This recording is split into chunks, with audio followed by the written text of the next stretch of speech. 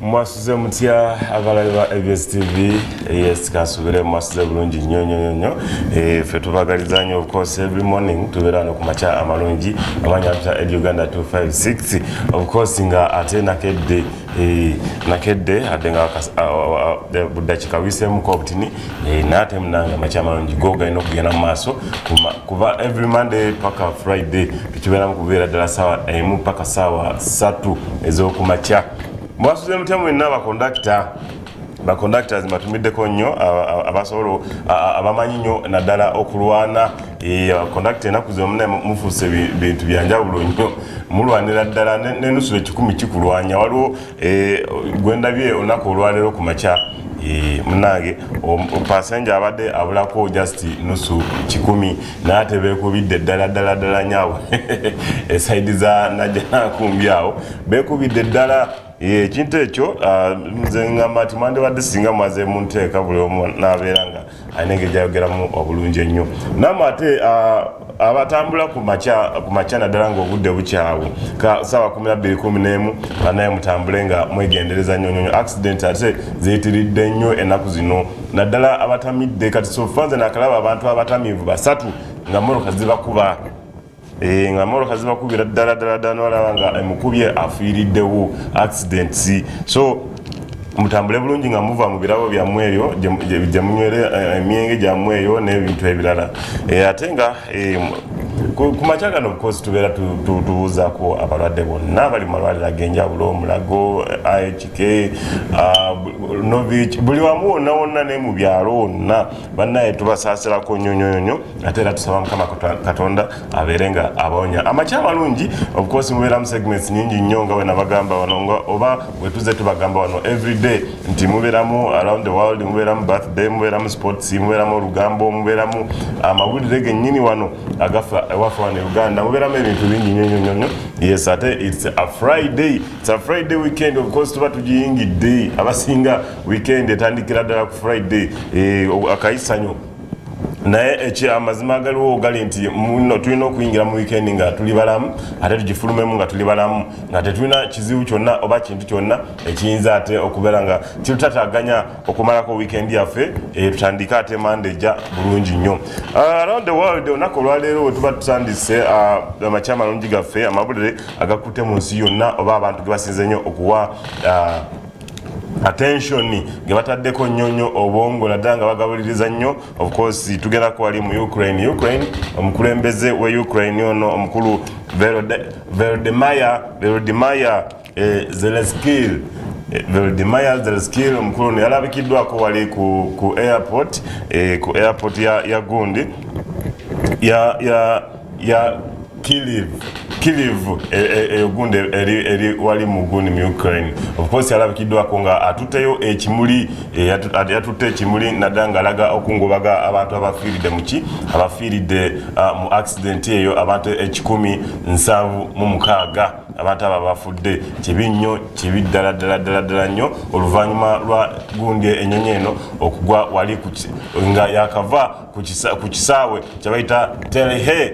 neryoka neetirimbula ekigo ekinene nnyo ekyavuddeko abantu bonna okufa nga mulimu ba passengers bonna ate n'abantu abali ba officials ab'ennyonyi eyo bonna bafiiriddewo teri yadde muntu yadde n'omu eyawonye ku gundi okwo okuggyako boxes ez'ebintu naddala katugambe oba luggages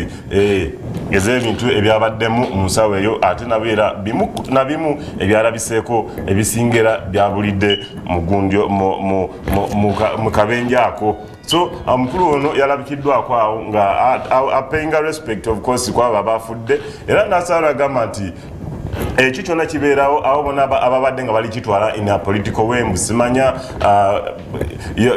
olutalo lwo between Iran ne gundi ne USA kyandibanga kyekyavuddeko gundi eyo naddala mizero zibasingisa ezo zezandibadde nga oba zavuddeko ennyonyi eno okugwa ye agambye nti nedda ebyo ebintu bibeerawo ate n'abo abaalabye ennyonyi eno nga esituka of course bagambye nti first of all bagezezako okwogerezaganya piloti ow'ennyonyi eno naye nga radio ye teyitamu ng'ate nga baagala at least ebeene nga balina engeri y'emergency ebeerawo bagikyuse ekomewo erandinge naye nga pilot tabulizaganya nabo nga radio teyitamu munange ekyaviiriddeko ate ne bali ababadde eri mutalehe gundi eyo gyeyagudde of course n'abagambye nti weyabadde ng'egenda okugwa balabye omuliro balabiko omuliro onyonyeyo nga eyaka omuliro so ate nga tebalina kintu kyonna ekyokukola so ekyabaddewo kyekyo ye yagambye nti accident zonna zibeerawo eyo yabadde accident temugidravinga in a political way nti simanyi okulwana kuno okuliwo ekwalese enyonyi eno okuba nga egwa so ago ge mawulire agavudde ku saidi ya Ukraine eyo ate era wetuddako wali ku Australia wetuddako mu Australia of course ate omuliro guno oguliwo ogwatandika ndowooza gugenda kumalirako ddala wiiki namba omuliro guno guyisizza ddala abantu bubi nnyo ate kati wetwogerera gwavudde oba mu bibira essaawa zino gutandise okulumba states z'abantu oba mu mayumba g'abantu ekintu kyo of course abakulembeze bavudde ne bagamba nti they are trying to help bali mu kuyamba nnyo abantu babeere nga babasengula bavaayo mu mayumba gaabwe babeere nga babalilocatinga babateeka in gazetted places mu bifo ebyenjawulo ebirala babeere nga beewala omuliro gwe kubatuukako omuliro gwe tukimanyiko nti gutandise kati olumosi gugenda kumalira ddala wiiki namba naye ate gwokyeza ebintu bingi nnyo naddala ensolo zifiiridde mugundi mu muliro ogwo nnyo this is the first time wetulabidde nga waliwo omukwano oguli mu makati g'abantu n'ensolo wali okirabyeko ensolo okudduka nga ebadde bulijjo nga etya omuntu kati ate ng'edduka egenda omuntu waali erabike nti eyambibwa twalabye ensolo nga kangaruzi nga zihaginga abantu at least nga begwa mu kifuba kangaru n'omuntu olw'okuyambibwa okwo tulabyeko abazungu nga bayamba nga bawa ensolo zino amazzi zibeereka at least nga zinywa enyota maybe ebadde nene nnyo nga kugamba ensolo zo zigenda kufa naye of course this is the first time wetwalabidde ekintu ekyewunyisizza ennyo mu nsi yonna so Australia tubeere nga tugisabira nnyo naye ate bwetwogeramu naye omuliro guno nga wekugambye nti gutandise okulumba ate mu states z'abantu mu SLC of course amaka g'abantu nago gatandise okujja enkuba yatonyemuko emabegaawo ku Saturday abantu ne basuubira nti oba bagenda kubeerawoko ekyenjawulo ennyo nti oba enkuba eno engeri gyeri mu kutonya omuliro ogenda kendeera jjukira abasajja bana balwanyisa omuliro babaddewo nga n'abamu bafiiriddemu nga omuliro ogwo munaye gubayinyiza amaanyi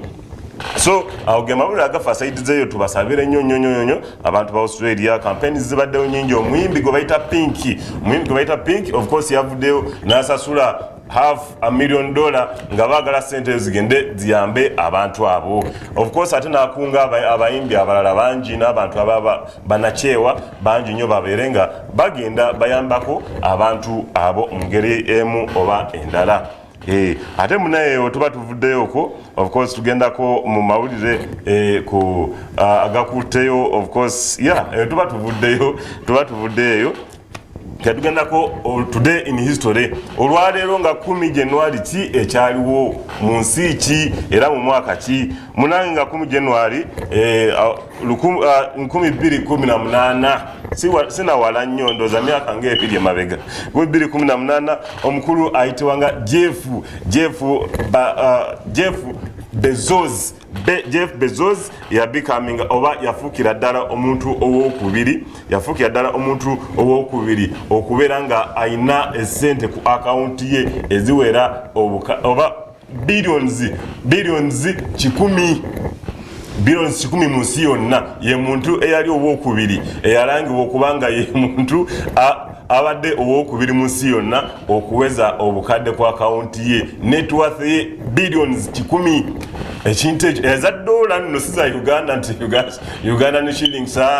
eza dola billions 10 omanyi kyekitegeeza sente ezo mu nsi obanga kati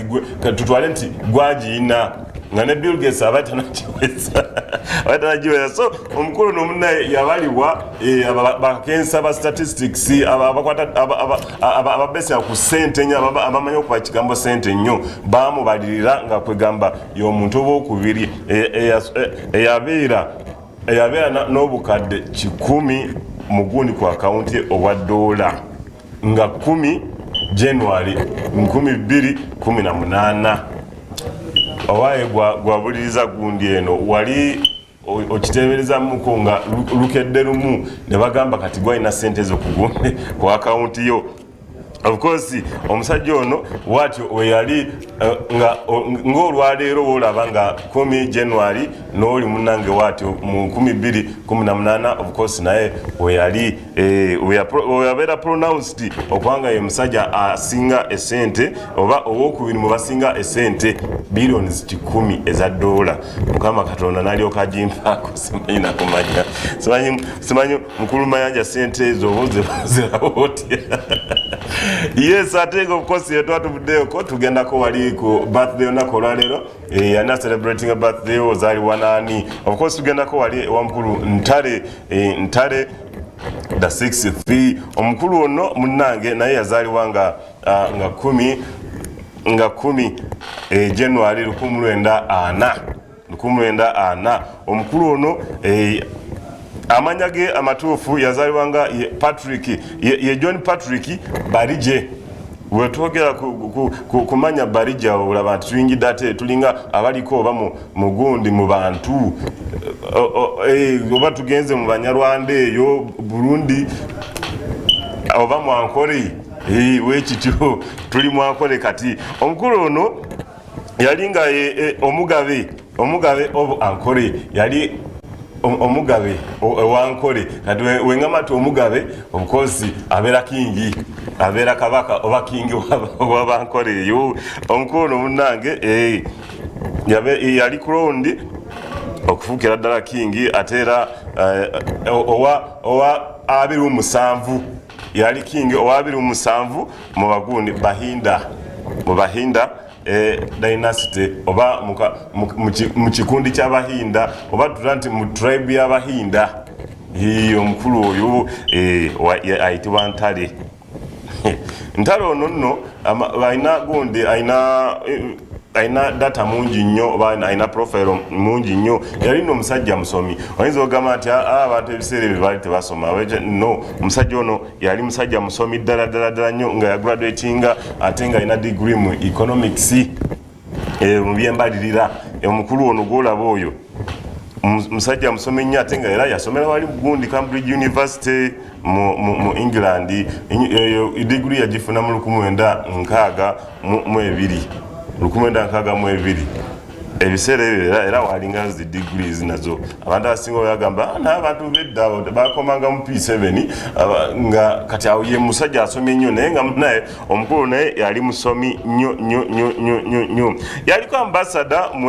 mu West Germany ate of course omukulu ono nga wenkugambye yes yaliko ambassador ku mulembe gwa Idi Amin Dada yaliko ambassador ku mulembe gwa Idi Amin Dada nga wegameta ina profile nene nnyo so buli azali wonako olwaleero of course ozaliwa ddala wamu n'omukulu oyo naye of course ku time kasooke tuwumulemu ku katini nnyo wa sports addeko.